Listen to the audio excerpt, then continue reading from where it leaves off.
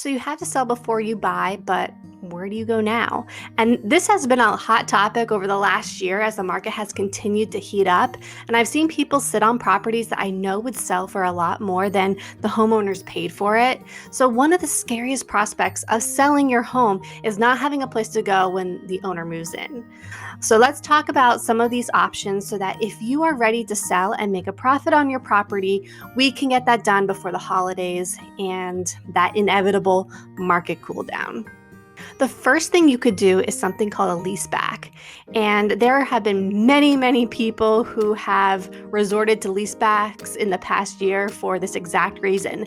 And people need a place to stay until their home is ready or until they can find a home of their own. So this is the best option for a seller because they're only moving all of their things at one time, and then they stay in their current home as they look for a new one, and they're paying the mortgage as the rent.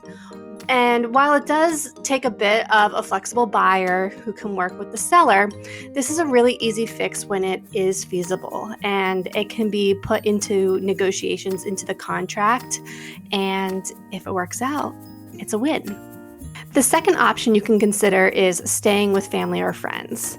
And yes, this is common too, especially if there's a short period of time between the sale of your previous home and the closing of your new home. And honestly, this works for some people and it also really doesn't work for others. It's a case-by-case situation, and it truly depends on your family and friend dynamics. So if you have a family of 6 and you need to move into your mom's home with only 2 bedrooms, that probably won't work.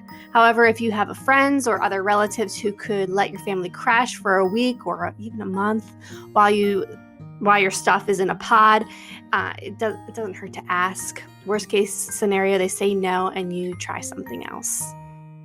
The last option you have is to rent. So a short-term rental like an apartment or home, this would probably cost the most because it's going to be month-to-month rent, which isn't the cheapest, and it's like double moving fees and storage. But if the other 2 options won't work, it's what's left. And while it's not ideal, I do think it's great for families who need their own space and they don't want to impose on family or friends. And also, if there's a chance you won't find a new home for more than 60 days, this might be the best option for you.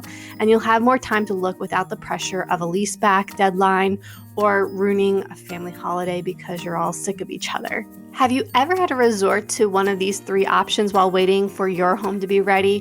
Which one would you choose if you had to? Let me know in the comments down below. And if you like this video, please give it a like, subscribe, and be on the lookout for my next video. Thank you for watching.